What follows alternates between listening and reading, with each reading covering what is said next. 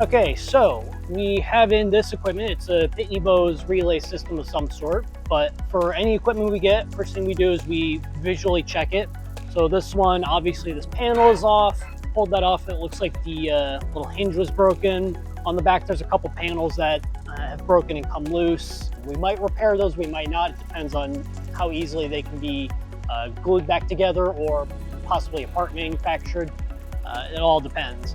Second thing is if there's any boxes or parts containers with it, we open it up to see what we get. This one, we're missing 3 of our trays. I hope they'd be in these boxes, but all we have are these metal ones, which aren't to that.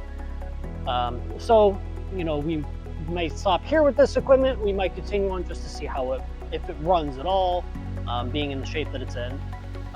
Next thing we figure out is power. Obviously, we have a lot of cables on here.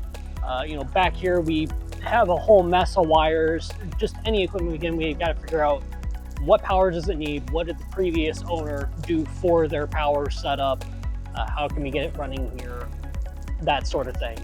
So once I get that figured out, then I'll turn it on and see what kind of state it's in, see if it throws any immediate errors, maybe lets me do anything with it. We'll get there in a little bit.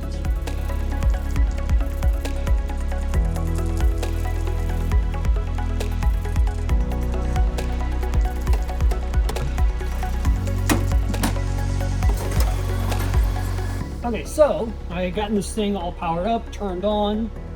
Thankfully, I've worked with these machines before, so I knew how to set it up and run it.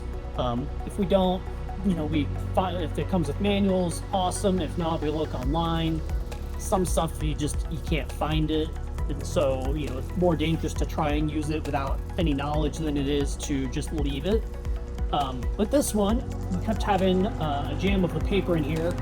This little flags for the paper stop wouldn't go down, it just kept stopping the paper.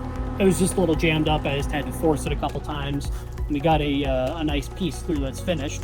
So now that we know that the machine runs with foreseeably no problems for our demo test, we would go through, we clean it up as best we can, make sure that it actually puts through enough pieces to do a good video of it, usually 4, 5, 6, somewhere around there depending on the item.